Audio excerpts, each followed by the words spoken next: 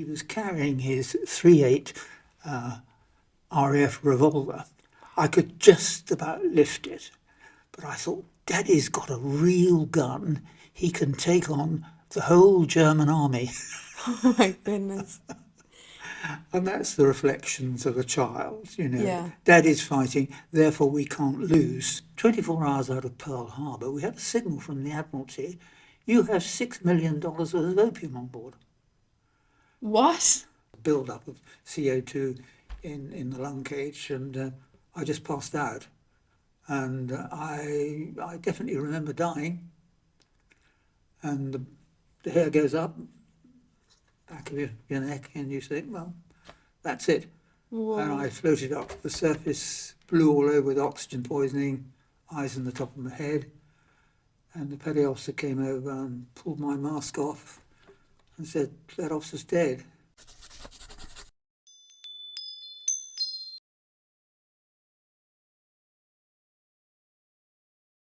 Hello, welcome. Dick Wallace, how are you?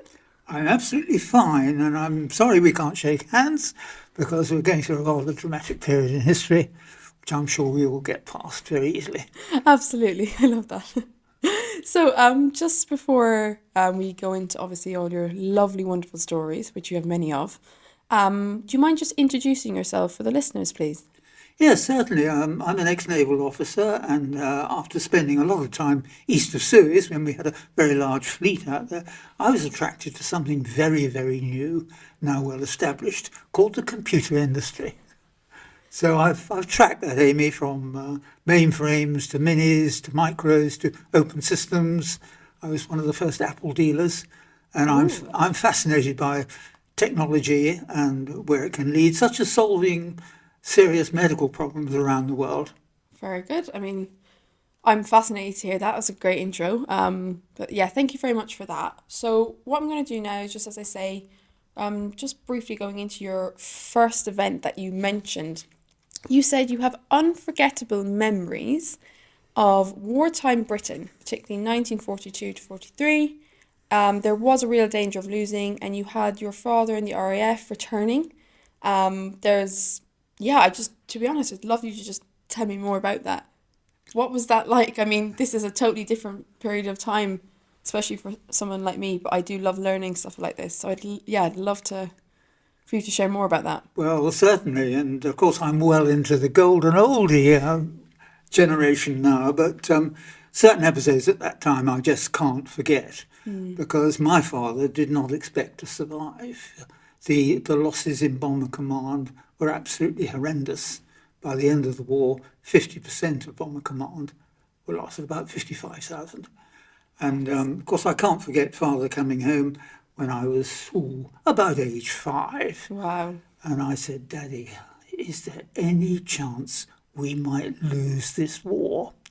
And he wasn't a tall man, but his chest went out, drew himself up to his full height and said, absolutely no chance whatsoever. They will never break the British spirit. Determination at its So finest. in older years, I started to reflect now how much is British spirit worth? How many tanks, how many aircraft, how many ships? It's not that at all. It's people. British spirit Yeah. was worth a tremendous amount. And my father did survive, and he's inspired me ever since because he was the most moral man I ever met Really. and an absolutely outstanding citizen. So I was lucky to have that. Very lucky indeed. Can I just ask, so with regards to the war, your father went off and served his country. But what I'm wondering is, you were 5 years old, you mentioned. Yes. When he was going off to war, how much were you kind of aware of the real kind of truth about what was happening? And, you know, how did you feel about him going off? Obviously, there's stating the obvious of, yeah, I wasn't too happy, but what were your true kind of feelings and how much were you aware of the, Well, it raises another very interesting incident, which I certainly can't forget, and puts it into context, I think. He came back from one of these raids and he was carrying his 3.8 RAF revolver. I could just about lift it, But I thought, Daddy's got a real gun. He can take on the whole German army. Oh my goodness. And that's the reflections of a child, you know. Yeah. Daddy's fighting, therefore we can't lose. Yeah. And Did you have any doubt then in your head at that age? Because it's quite an interesting age that is. You know, you're kind of in your own kind of bubble, you know, at the age 5. So did you have any doubt in your mind that, oh, actually your father might not make it back? Or were you just so determined that he would? well, of course, one is completely unrealistic at that age, and we were in a very quiet part of the country, Taunton in Somerset, having moved down to get away from the bombing on Bristol, which is where I was born. And the thought of German soldiers arriving on our beautiful green island, you know, it just wasn't going to happen. In fact, it was going to happen. Yeah. And much later, when I started to be very interested in military and naval history, certain things Churchill said, like, if we lose the war at sea, we will lose the war. And I don't think it was generally realised that there was a tremendous threat from the German U-boat service, which was superbly run, with an absolutely amazing submarine skippers, probably the best that have ever lived. But they got their strategy wrong. They went for very big ships to begin with. If they'd gone for an all-submarine force, Yeah. we probably would have lost. It was that serious. Really? So I've obviously we learned about, you know, the wars and things like that in history at school. But this for me is such a more kind of fascinating experience, especially you're getting it firsthand from someone who's kind of like experienced that. And from you as a child then, how did life change for you? Of course, your father went off, but how did it change for you as that 5-year-old then? What happened apart from like moving? Well, I didn't decide that I really should go to sea and, and fight this battle. Nothing like that. No, much as I admired my father, I think he fell into the trap which most parents are aware of. So often they try to achieve their own ambitions through their children. You're right. I'm This is sure true. you've seen that happen. Yes, absolutely. And my father came from a very humble background, a working class background. But at the end of the First World War, 1918, he lost both parents at the age of 6. Wow. Because it rings a bell about what's going on at the moment. We have this very, very serious coronavirus. And 100 years ago, 1918, I think the losses were round about 228,000, so getting on for 250,000. Yeah.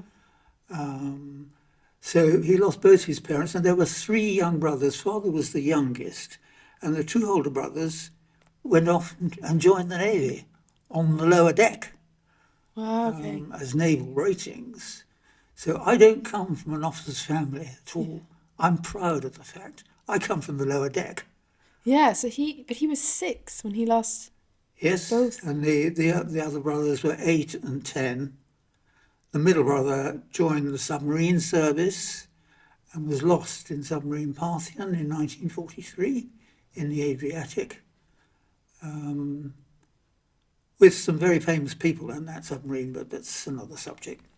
Do you remember when, say, World War II was kind of first announced, if you like, kind of, you know, it really started kind of getting into the devastation of it? Do you kind of remember that moment? Was it kind of something that it gradually changed, or did it kind of just go straight away, right, everything's changing, we're moving, this is happening?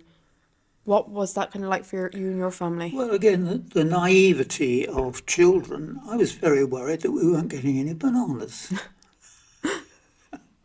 I had not one banana during the war. That was pretty serious.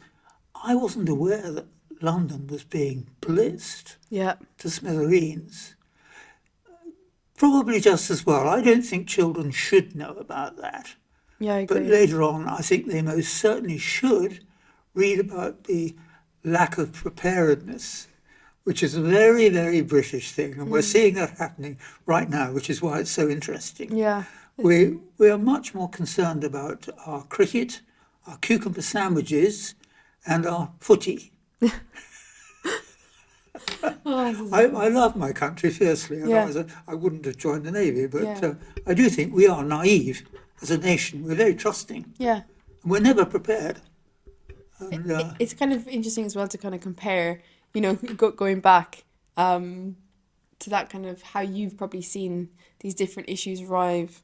Sorry, yeah, arise even, be it health or be it something else, and how you compare them and see that. So that's something I'm intrigued to learn more about as well.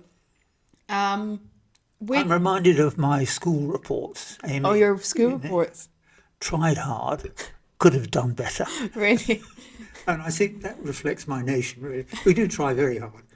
could have done better as the outcome. Yeah. Actually, that's a good. That leads me on to something that I wanted to ask with regards to schooling during the war. You mentioned that you were born in Bristol, but you Yes. moved down to say Somerset. Yeah. So, how did it affect schools? Being in World War Two, I was aware that lots of children, particularly, were fleeing to the countryside to get away, as you said, the Blitz and stuff like that. So, how did that affect schooling? Did you make particular friends there, or how was the education experience for you during the war? I think I was very lucky. Father, by scraping together the little money he had, did send me to a private school.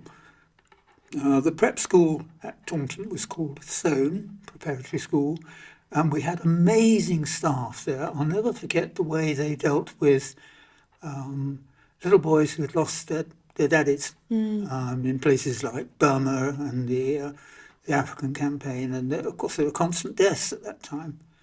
And I shall never forget my favourite teacher, Miss Hunt. And when we did well in a particular lesson, we would get a cross on our nose. So that was a kiss from Miss Hunt. Really? So So, everyone fought to get as many. well, at the age of 6, 7, 8, we were completely enamoured by the glamorous Miss Hunt. Did she know it? Oh, I think so. Were your kind of class sizes like were they particularly large because obviously so many people going out and fleeing from London, or was things kept relatively as normal as they could for the sake of the children? I think possibly we were exceptional in Taunton, being fairly remote at that time, fairly cut off.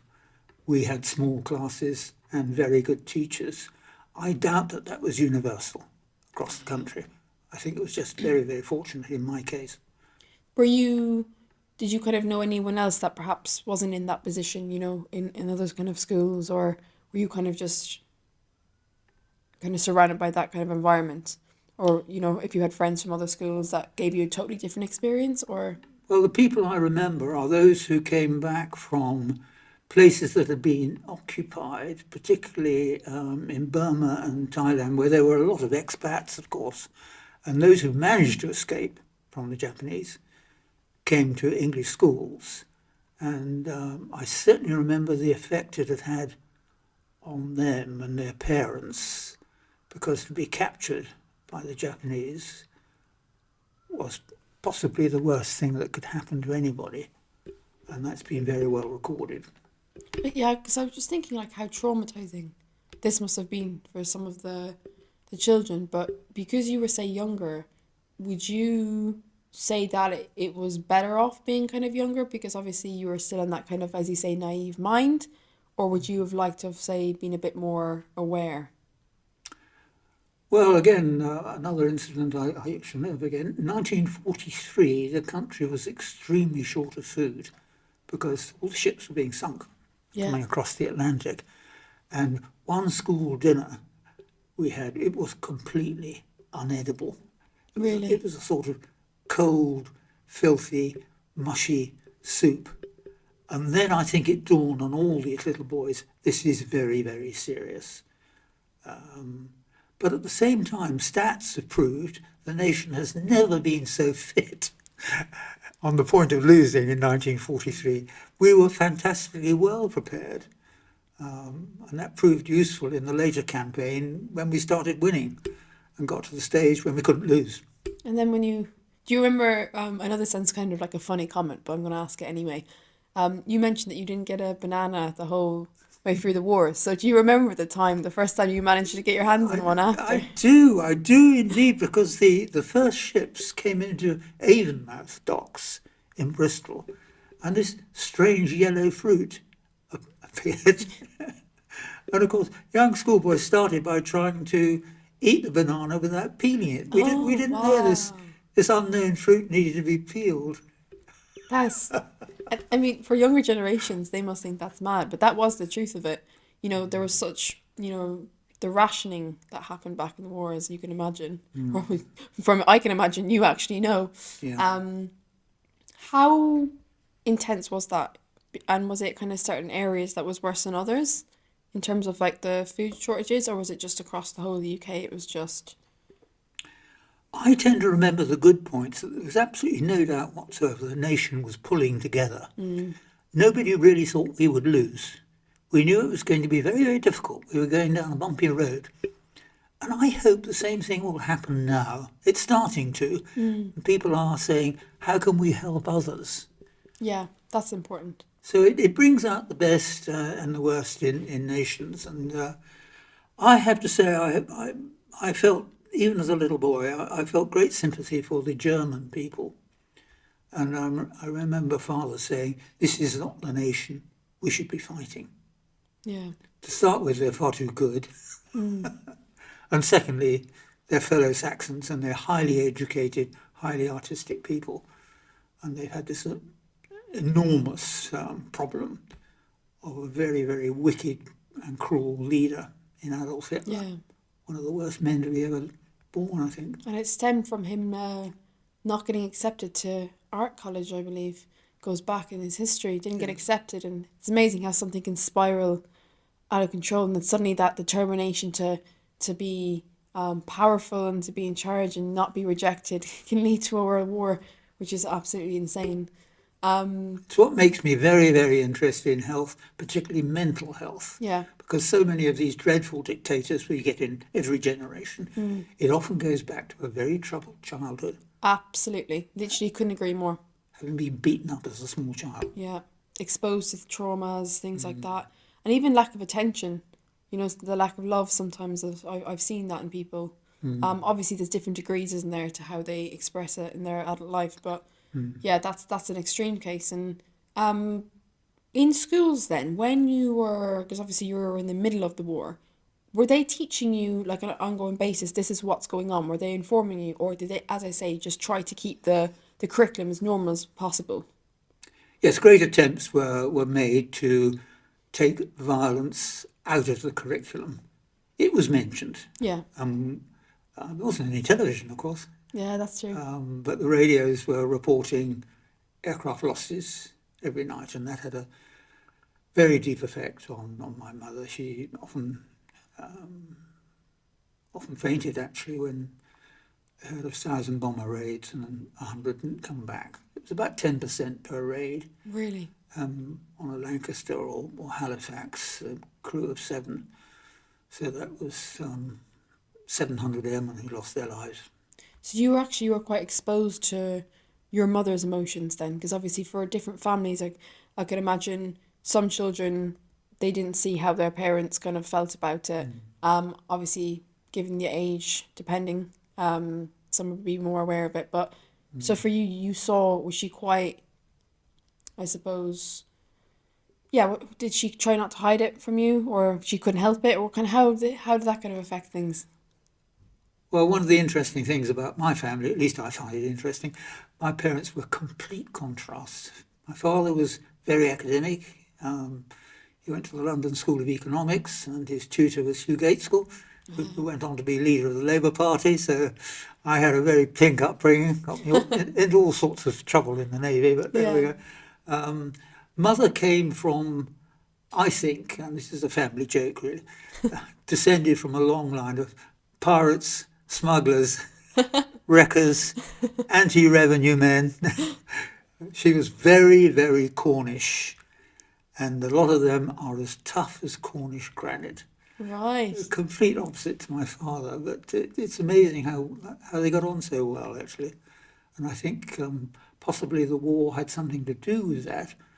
Another family joke was that if the German army ever managed to get ashore and got as far as Thornton, and they met my mother, they would say, "Mein Gott, if they're all like this, we better get back to Berlin as quickly as possible."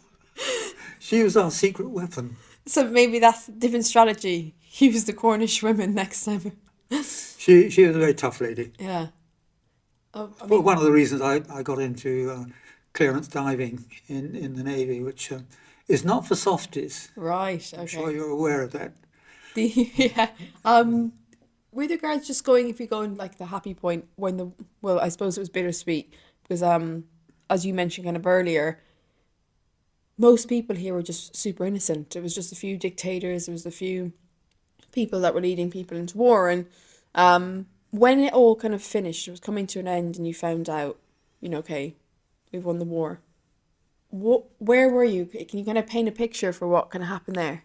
Well, I can certainly remember the celebrations, and they were crowned by the appointment of our very glamorous young queen. Beautifully timed, actually. As with Elizabeth I, we do seem to find these national leaders at the right time. And a lot of people say that Winston Churchill won the war. He certainly helped. And I think our Queen has done an absolutely fantastic job. Not that I'm particularly a monarchist. Yeah, I just think we're quite lucky with our current sovereign. fair enough. And so, how long again did you say your father went off to war for? Yes, he was hostilities only. He could have stayed in the RAF, and I'm quite surprised he didn't, because he won the DFC, and there was a specialist unit within the RAF called the Pathfinders, and they had an absolutely wonderful new aircraft. It's a miracle, really, known as the Wooden Wonder, the Mosquito. And a very, very brave thing to do, that de Havilland, because the Air Ministry disapproved of this new wooden aeroplane.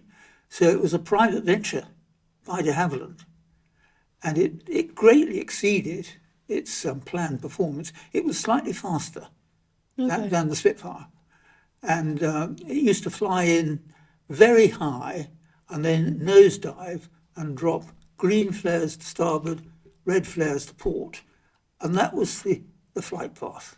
That was the track for the heavy bombers, Lancasters and Halifaxes, to drop their 1,000-pound bombs. Because before that happened, navigation was all over the place, including the RAF. And I shall never forget my father saying, "Oh, these wonderful Polish airmen, they've come to help us. Fantastically brave. Occasionally they hit the right city." So it was very, very haphazard. And that experience certainly gave me a great interest, a lifetime interest, in advanced navigation systems, Okay. which led on to my current company, which is Position Systems Oh Limited. yeah. I think we may have been, I haven't really researched this, but we might well have been the first sat-nav company. We were certainly one of the very early ones. Wow. And there's a whole story attached to that. Yeah, I can't wait.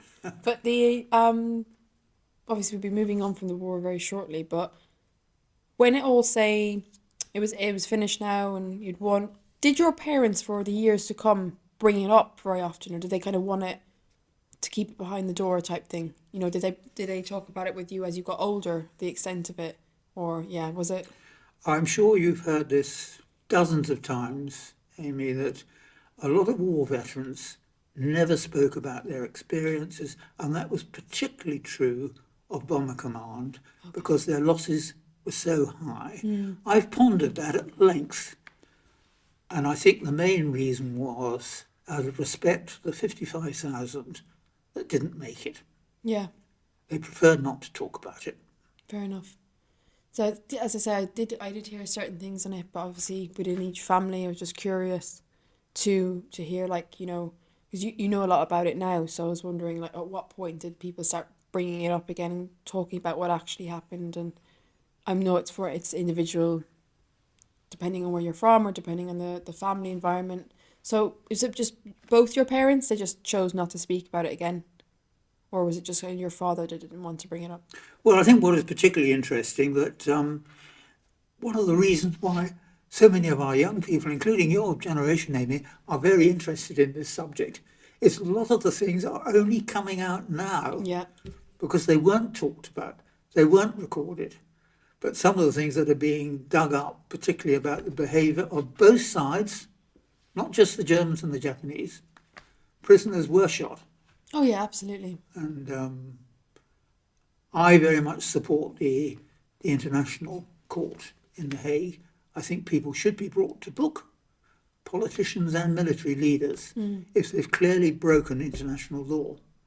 So the world has been a bit slow on the uptake there, but we always hope for improvements. Yeah, absolutely. Well, thank you for that kind of detailed account of that. I'm totally fascinated with this stuff, so I mean, I could talk about that all day.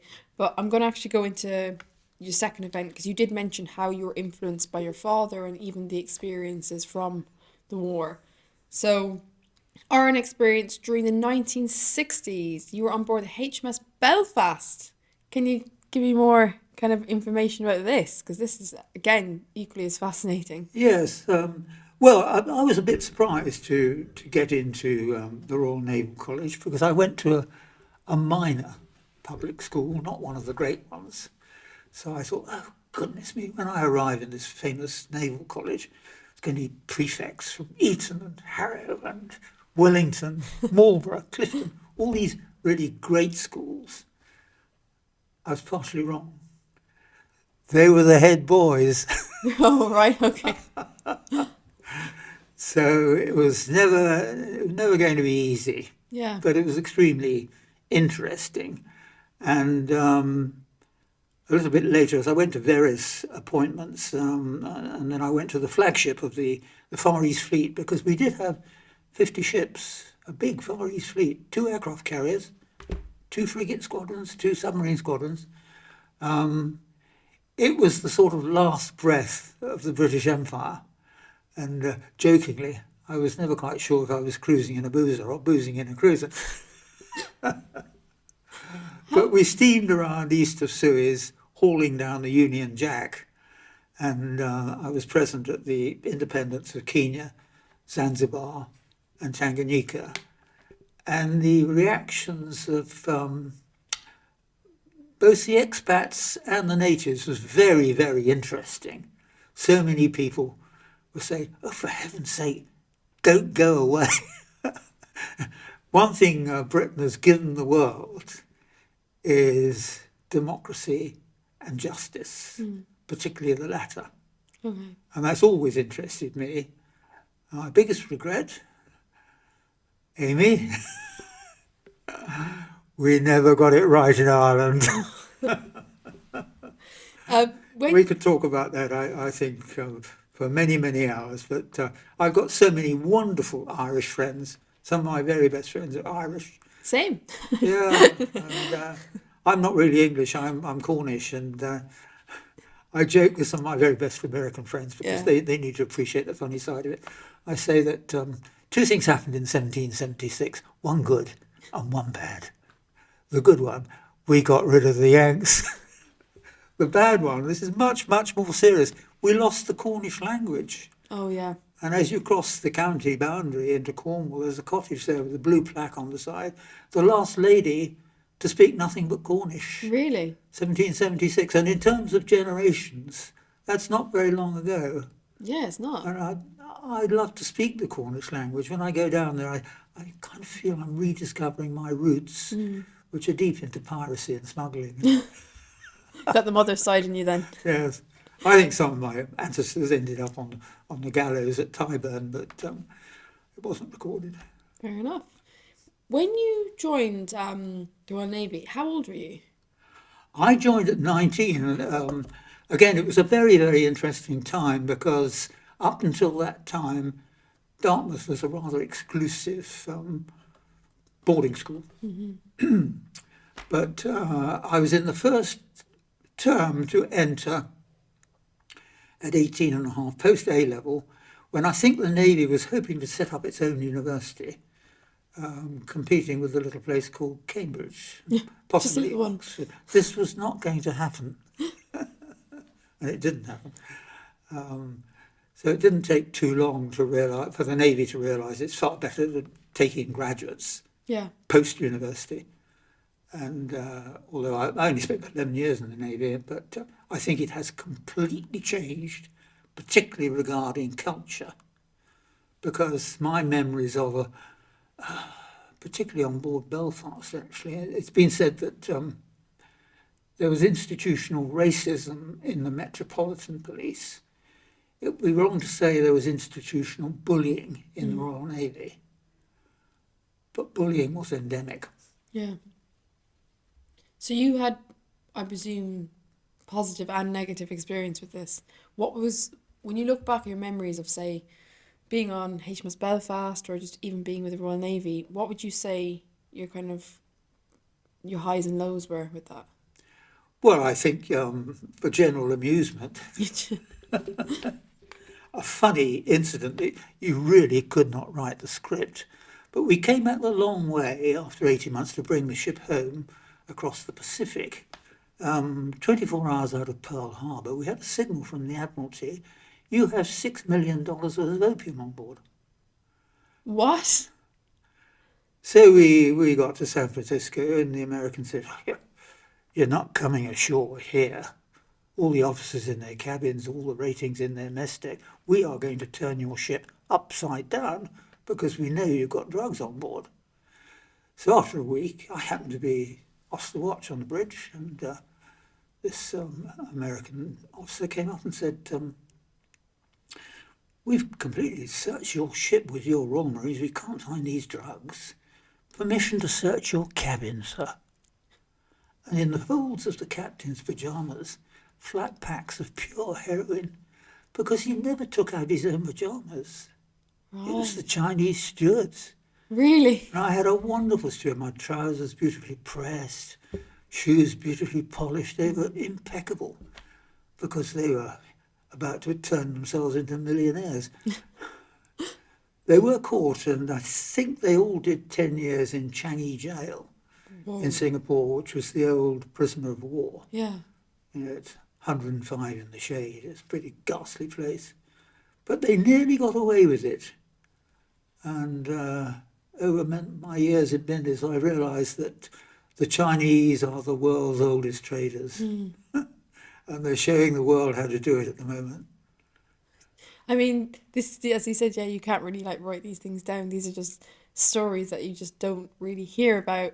So this is why I find it as probably as amusing as you do, even saying it. It would make a wonderful film. Yeah, that's true. It But really would. the Admiralty would veto it, and I think if they could have kept it quiet, Yeah. they would have done. But it got out inevitably. When you're in the middle of this experience, you mentioned that you had a near-death experience deep sea diving. So that was during your time with the Royal Navy? Yes, it was. After my time in the Far East, I volunteered. What I really wanted to do, because I'm a risk taker, Yeah. I'm a Cornish buccaneer, really. I wanted to be an astronaut. Yeah, I love it. I've seen Apollo 13 about 6 times. I think it's a wonderful film. But the British space program, which was called Blue Streak, Yeah. was cancelled. But we could go into experimental deep diving. So I wanted to try and get into the American Navy Sea Lab project. And I think we're still discovering about what happens in the deep ocean. That's where life started. But at that time, and I think it's a fair criticism, I don't think I'm breaching any rules here, the equipment we were using was definitely unfit for purpose. In fact, it was completely banned by all external diving organisations, like Paddy and British Sub Aqua Club. They just won't use it because you mustn't make any bubbles for attack swimming. Right. So you recirculate Yeah. the air that you're breathing through a canister. What it really needed was what eventually happened. It needed somebody to say there might be a drop of oil or a little bit of gas at the bottom of the North Sea. So the oil and gas companies started pouring millions of dollars into some very, very advanced equipment. And oceanography now is very much leading science, underwater engineering. And what happens in ships that are equipped with moon pools, it's a great big hole in the middle of the ship, and the diving bell is lowered down, and people live at fairly extreme depths for days, and then they go on down to even greater depths. And I think something like 1,000 feet is being reached now, because we're getting to the end of oil and gas in the North Sea, but west of Shetland, there's loads more, but it's very, very deep. And it's dangerous, Yeah. but it's a lot safer than it used to be.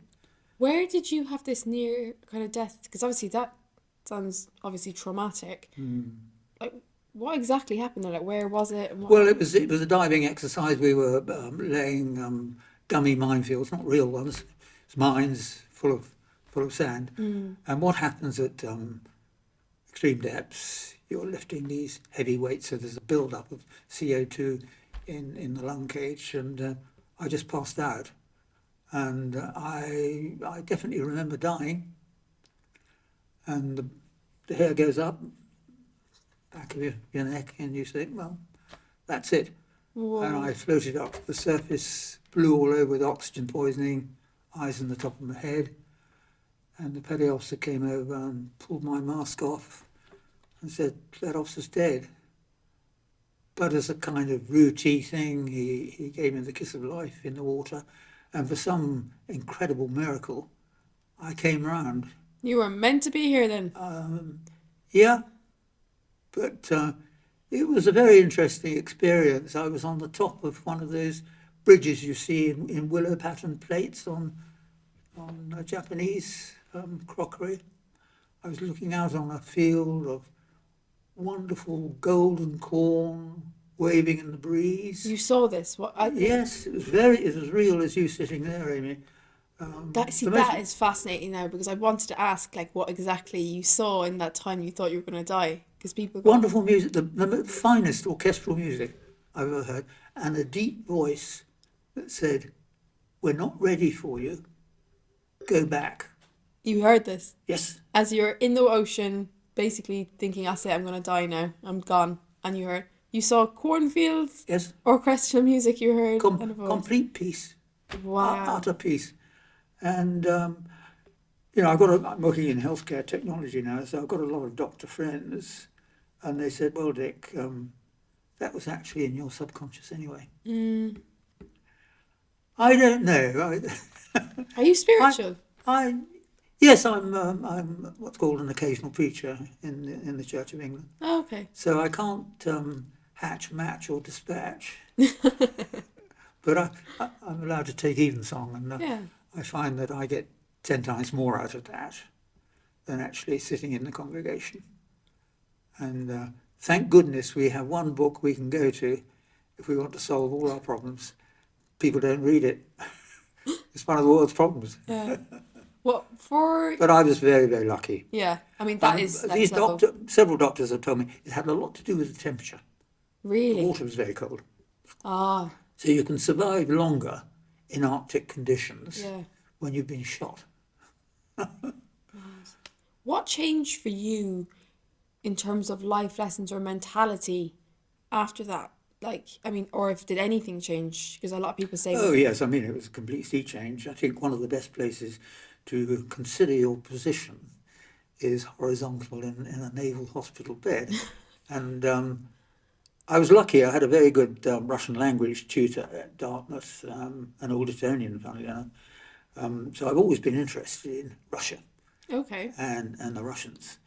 And I had no doubt at all that we would win the Cold War. We couldn't possibly lose it.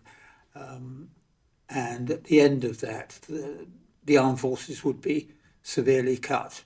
The Navy would probably be cut by 50%. And the Far East Fleet would go from 50 ships to no ships.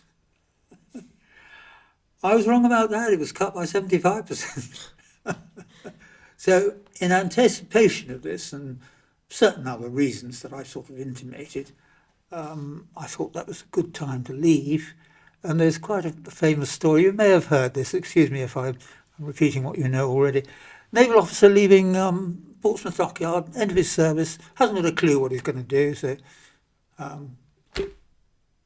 kit bag on his shoulder, starts walking inland, mile after mile, have no idea. And then a peasant looks over a local hedge, says, "Excuse me, mate, that big chunk of wood you're carrying," because he pinched an Admiralty pattern oar as he was leaving the dock. "That chunk of wood, what on earth do you use that for? I've never seen one of those before." That's where he puts down his roots. And in my case, it was a little place called Cambridge, quite well known for its university. And I joined an electronics company making spectrophotometers and gas liquid chromatographs. I couldn't even spell that. Would you say... Based on my naval experience, I'd learned that the best way to learn is to teach. So Definitely. I was appointed the apprentice training manager in this company, with the apprentice scheme in total chaos. I'd never seen such disorganisation. Really? So I thought, well, let's go in for something. Let's go in for a competition. We've got no chance of winning, but it will be a great learning curve. So I put these lads into the International Apprentice competition run by the City and Guilds of London, competing with the Japanese in electronics. No chance of winning. Guess who won? No way. We did. We won the competition. Did you? So How did the Japanese feel about that? Wow. It's unrepeatable, actually. No, I think it taught me that, certainly in the business world, don't be afraid to take risks. Don't be afraid to fail. And I'm fortunate. I've got third-generation Californian cousins, and on an American CV, if you started a business and you failed, that's a tick in the box. Really? It's not the same in this country. I think we're getting there. Yeah. You know, it's actually a good thing to fail. You learn from it. I mean... Yeah, I certainly learnt from that, and I suppose I was headhunted. Fair play, yeah. Do you know that, going back obviously to the part where you said the near-death experience, I'm sorry to go back to that, I'm just, obviously it's a rare thing to hear sometimes to that extent, so many questions come into my head. In terms of, say, how you appreciated life differently, or viewed certain elements in your life differently, or was there any change in terms of that? Because I can imagine your career, yes, you're going, okay, I'm changing this now. But in terms of your actual mentality and how you viewed the world from being so close to death, how did you change there?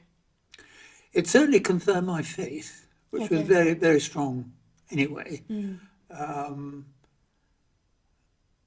it made me reflect on a possible cure for the human condition. A lot of people say, no, that can't be found. I think it can, and I hope it can. As the good book says, all will be well. The poor are always with us, but we will get through it.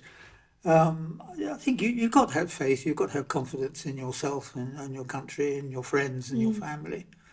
Otherwise, why are we here? Yeah. So when I formed my small company, gosh, it's 26 years ago now, I thought the most important thing is to have a mission statement. So my mission statement is saving lives and protecting citizens at risk. And everything I do has to be within that mission statement. Yeah. So healthcare and healthcare technology fits very well. And I have met some absolutely wonderful doctors and some fabulous vicars. Really? Some of the nicest people I know haven't got a brass. I think it doesn't matter. Yeah. Going around the world, I've met some fabulously wealthy, miserable people. What's the So wealth does not guarantee happiness. No way. I mean, that I've always kind of believed that. I think I've been raised in that environment, though, that obviously try to be financially stable when you can, but don't ever make that a priority. Is there anything that you did after that experience that made you, do you think now looking back you wouldn't have done that? For example, maybe it's opening your business, I'm not sure. Anything that you can look back and go, I definitely wouldn't have done that had I not had that near-death experience? It made me reflect very deeply on culture. which Right. in certain sectors of our great country is quite wrong. And although I've been working for many years now alongside the NHS, working with rather than working for, a particular friend through cricket is Robert Francis, QC, who conducted the Francis report on mid-staffs. One of his comments that certainly gone down in the press, it's nothing to do with medical science. It's all to do with culture. The culture in that hospital is quite wrong, and across the NHS needs improvement. And I found the same in the Royal Navy. Okay. The culture wasn't right, and for the same reasons. So, A lot of egotism, a fair amount of bullying, a lot of careerism right. in it for yourself rather than for your service. Did that, because that technically kind of brings us into the third event.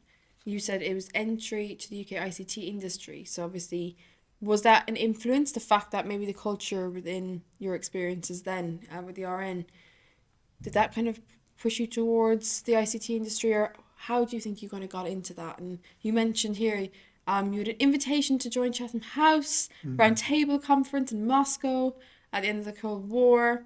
And you said, this is a very interesting statement, you realised that everyone in the world wants peace, but we want it on our own terms, which often means war. So there's a lot there, but yeah, just feel free to elaborate on that. I'd love to hear. Well, before I formed my company, I was working in London for one of the consultancies there. So that was easy access to Westminster. And like you, no doubt, Amy, I'm very concerned about the way our country is managed or the way it's mismanaged. So I joined one of the think tanks at Westminster called the Bow Group, which most people will know you have to be a member of the Conservative Party to join. I always knew that I was the only socialist in the Bow Group, Okay. but I kept quiet about that. I was Yeah. driven by insatiable curiosity. And I met some very, very capable people, about 80% barristers in the Bow Group at that time. The very best ones didn't go into politics. They made too much money. All respect to the legal profession. But as a result of that, I met one of my former captains, Admiral Sir James Eberly, who after leaving a top job in the Navy was invited to be director of Chatham House. And I met him at a conference we used to go to in Cambridge University on Friday or Saturday, I think. And he said, "Oh, it's great to see you again, Dick. It's been years, been a long time. Can you come to Moscow on Monday?" So, of course, I cleared my diary of all these appointments that I thought were more important. Can you actually, because obviously there's listeners now from all generations listening to this, and they're not always going to be aware of certain terminology and things like that. Can you explain to the listeners what Chatham House is? It's the think tank Right. for the Foreign Office.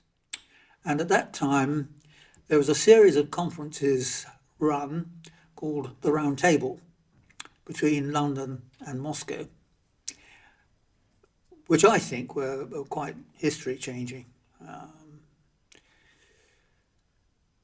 So I went with a very, very interesting delegation of people who are far more senior than me. There's Leon Breton, who went on to be Home Secretary. There was Christopher Tugendhat, who was chairman of NatWest Bank, and one of the most intelligent ladies I've ever met, Professor Mary Macaulay, who was the professor of Russian language at Oxford University and spoke absolutely perfect Russian.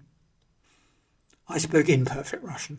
But Russian nonetheless. But as I mentioned previously, we did have a very good tutor at Dartmouth, a Willetonian, John Kindersley. So I did know some Russian. And it was very interesting. We were each asked to make a 20-minute presentation Jim Eberly made it very well from the naval point of view. Christopher Tuganat was superb from banking point of view. And then Dick Wallace was asked to stand up without notes. Really? So I decided to talk about a failure. I love it. And I can't not wait to hear this. I was one of the very first Apple dealers at a time when that little computer just arrived in the UK. Some people might be thinking you're on about the fruit. He's not on about the fruit. Apple computer. This was going to transform our lives. Yeah. And of course, in many ways, the computer industry has transformed our lives. But at that time, it was quite primitive. You could go into the newsagent on the corner or maybe into the local barber shop and he would sell you an Apple computer. Absolutely crazy. And most of these dealers were saying, you know, this is a business machine. This is for running my payroll or my accounts or things like that. I had come from control rooms in warships, in submarines and frigates, etc. So I said, no, this is a switch. We'll use this as a switch. And in the original Apple computers, about the size of your PC here, there were 8 slots at the back. Okay. So I put a time clock, time card, and I used that for controlling lights in snooker clubs. Wow. This was thinking way outside the box. I think Yeah. you and I are probably quite good at it. At that time, a program came on television, which a lot of people won't remember, called Pot Black. It was television for snooker. And it took off. But in those original clubs, there was a coin box on the side of the snooker table, and you put in the old half crown. Gosh, this is giving me away my age. The imperial half crown, 2 and 6pence. And that would bring on the lights. So I put a power interface, the electronic engineers will understand this, I put a power interface of solid state relays between the computer and the lighting system. So you went into the snooker club and you said, right, I want 20 minutes on table number 14. Yeah. And the lights would come on and you were timing the lights. So before that happened, all the clubs were being ripped off with the managers giving free snooker to their mates. And again, a stroke of luck, and you need this in business, a company called Mecca Leisure was converting its bingo halls all around the M25 into snooker clubs. Okay. Just got the timing right, and all the students I speak to who ask me, what is the most important thing in business? I will say, timing. Yeah. And we just struck the market at the right time. How do you know, Took a- though, for people who are, say, having businesses now or have business ideas, do you think that you know the right time, or do you just would you advise just go with it? Take a risk. Yeah. Yeah, don't be afraid. If you fail, don't worry. It's a learning lesson. Yep. Yeah, I agree. Yeah, because you will never repeat that mistake. And then I made my big mistake. You'll never repeat that mistake, but then I made my big mistake. Yeah, I mean, this Apple dealership was one of the ones that was succeeding. I took over 2 other Apple dealerships that were going bust. And I get my best ideas in the bath on a Friday night. Phone rang. Very senior law practice, I won't mention the name, one of the most best-known law practices in London. Mr. Wallace, it's Friday, be in our offices on Monday. So I said, for heaven's sake, did I scratch your chairman's car? Or Yeah. have I upset one of your partners? And they said, well, we'll tell you when you get here. So, I mean, butterflies over the weekend, up to this absolutely splendid, very palatial office. Thick leather chairs and beautiful Brazilian coffee. And they said, well, sit down, Mr. Wallace. We'd like to introduce you to the largest software house in Europe. What? I better not mention the name, but computer scientists will know the one I mean. This software house has decided to go into hardware to compete with a little company called IBM. They spent millions of pounds on a new factory in, I better not mention that name either. I actually think I know because I'm a business management graduate, so obviously we had to learn certain things about this, so it's quite funny. Just take it as a very large software house, decided to go into hardware Yeah. with a factory somewhere in England. And they've decided to call this new machine the Kennet, after the river. So I got up from my chair and I said, this meeting is adjourned. And I headed for the door. And they said, come back, Mr. Wallace. We want to make you an offer. So I said, no, you don't, because I've just adjourned this meeting. That is the name of my company. Is it? Can you believe, the serried ranks of barristers and accountants, Yeah. and, consultants and all these advisors, they hadn't even got the name right. I mean, So jumped into a black taxi, round to another law firm, whose name I won't mention, in the middle of London, because I happened to open the batting down in Surrey with the senior partner. So down comes this great big law book. I think it was page 1305. I love the way you still remember that. That's And amazing. they said, they can't do this. They're passing off. And I said, I know that. I'm here for your professional advice about how we should play this. And they said, ooh, tut, tut, tut, Mr. Wallace. You don't want to get into court with that unnamed software house. They will eat you for breakfast. My instinct was to drag out my old oily submarine overalls down to the factory in the unnamed town. On the night shift, dishing out sandwiches or cleaning out the loos. I did that as a midshipman. I've got no pride whatsoever about that sort of thing. And just counting the PCs coming off the production line. I could have sued them out of sight and I'd be on my yacht in the Bahamas now. Would I be any happier, Amy? No. I certainly would not. If I got out to the West Indies, I'd want to sort out their healthcare system. This is like, I mean, I'm seeing such like determination here. It's very inspiring actually.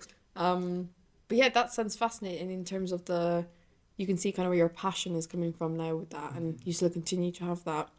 But on the basis of the information I had at that time, which was very limited, because a lot of software houses knew a lot about software. They knew very little about hardware, and they knew very little about telecommunications. Now it's ICT. It's one whole industry. And I thought, being a large software house, they knew what they were doing, so they were bound to succeed. So I doubled the offer. I did quite well out of it. But I assumed that they would be very successful. And I became their first agent. It lasted less than 6 months. I mean, if you take on IBM, you're going to get a bloody nose. I think if there's one company that could sell fridges to Eskimos, it's the Big Blue. Yeah.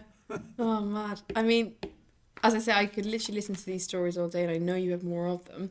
We are coming towards the end of the podcast. I feel like we should have another podcast another time, listen to more of your stories, because I think I'm learning a lot from them, and I hope others are too. But kind of I've had some successes. You've had some. I know you. I mean, I'm hearing. Do you know what I hear is those throughout your stories, and the fact that you're learning and gaining experience from it, and having these new adventures. For me, that's a success in itself. That's how I view it. But for the listeners, obviously, there's different generations listening to this. Yeah. What advice? Good luck to you all. That's lovely. Looking back at, say, these experiences that we've spoken about, and what advice would you give, not just the younger generations, but all of those listening, from things that you've learned over the years? Be very brave. Yeah. Be very proud to be British. What happens if they're not, though? Because not everyone here is British. Would you say just be proud to be where you're from? If you are British, thank God you're very lucky. Oh, you can just sense the pride. I say that with many, many friends all around the world, America, New Zealand, Australia. Yeah. They're all wonderful countries. And I include Russia. I've met some fantastic Russians and some great Germans. So try and love.